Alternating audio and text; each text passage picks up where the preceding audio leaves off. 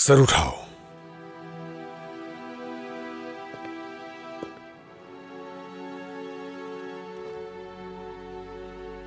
अब से तुम्हें किसी के आगे झुकने की जरूरत नहीं।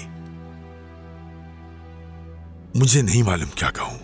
तुम्हारी जिंदगी का खोया हुआ हर लम्हा मेरे दिल पर एक बहुत बड़ा बोझ है। तुम जो भी कर रही हो ठीक कर रही हो।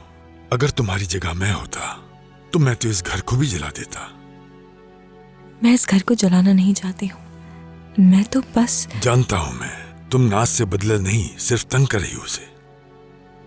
मुझे गलत मत समझना, तुम मेरे लिए बिल्कुल वैसा ही हो जैसे मेरे लिए नाज है, बल्कि अब तुम तरजीह हो।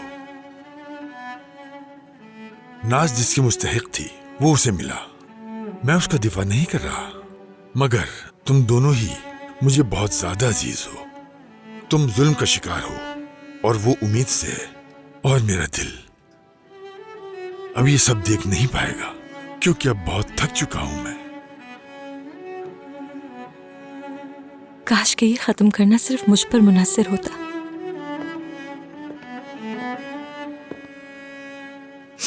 मैं इंसिया को गुड बाय कहने आया था, मैं बाहर हूं।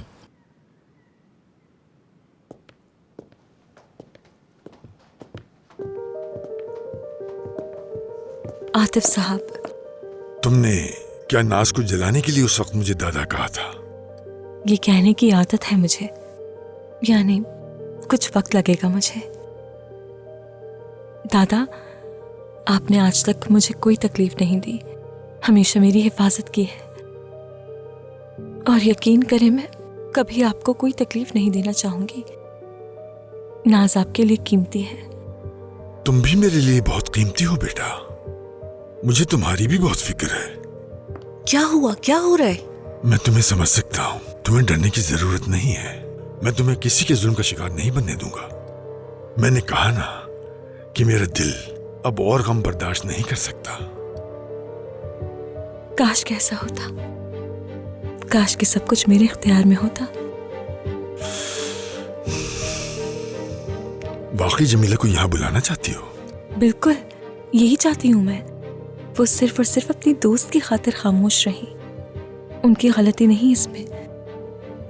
यहाँ वो होंगी तो बेहतर महसूस करूंगी मैं। ठीक है, तो फिर मैं... कैसे ठीक है यहाँ? ये होती कौन है फैसला करने वाली? अब इस घर में कौन रहेगा कौन जाएगा, अब इसका फैसला ये करेगी। जमीला ने हमें धोखा दिया है। क्या तुम हमारी बातें सुन रही थी? खुदा के लिए प्लीज पुरसुकून रहो। देखो, मुलाजमीन के बगैर हमारा गुजारा नहीं है। यहाँ तो बहुत लोग कसूरवार हैं। सजा हमेशा कमजोर ही को क्यों मिलती है? क्या ये इंसाफ की बात है? वो ठीक कह रही है।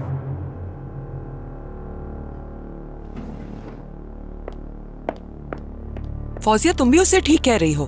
अभी इस बात को ज्यादा अरसा नहीं गुजरा जब तुम्हें इंसिया अपने बेटे के लिए मुनासिब नहीं लग रही थी। इसी की वजह से तुम्हारे बेटे को भी निकाल दिया था। फिलिस, अभी तुम्हारी बेटी को नहीं निकाला है, समझी तुम? अब फिर से क्या हो गया? फिलिस, अपनी जबान को काबू में रखो, मेरा सब्र मत आजमाओ।